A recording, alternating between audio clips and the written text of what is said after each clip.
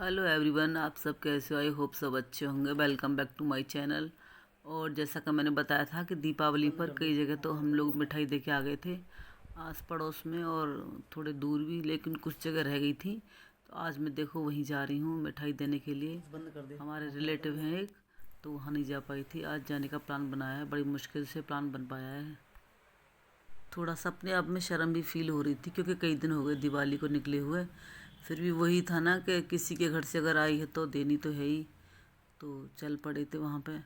और रास्ते में इतना कोहरा, कोहरा क्या कहें उसे, वो कहें पराली वाली धुंधी कह सकते हैं उसे, कह सकते हैं क्या है वही।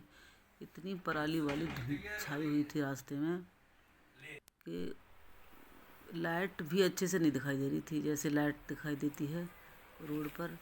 बिल्कुल ऐसा हो रहा था अंधेरा सा, जैसे कि लाइट जल ही नहीं रही हो। अभी आगे आपको दिखाई देगी, बिल्कुल ऐसे ही हो रहा था। घर से तो मैं स्लीवलेस पहन के निकल पड़ी थी और गाड़ी में भी हल्की हल्की सी ठंड लग रही थी, लेकिन बाहर चल के मैंने देखा ठंडी बहुत हो रही थी। क्योंकि मेरे घर में तो इतनी ठंडी नहीं लग रही थी क्योंकि चारों तरफ से खिड़की दरवाजे बंद थे, लेकिन जब मैंने बाहर देखा तो बहुत ठंडी थी।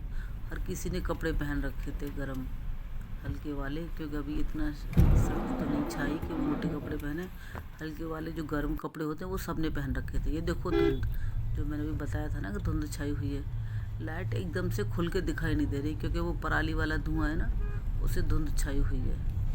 एकदम ऐसी रुकी रुकी सी सहमी सी, देखो ये धुंध एकदम कोहरा जैसा दिखाई दे रहा है। ये पराली का ही धुआं है। इतना पॉल्यूशन कर रखा है इसने।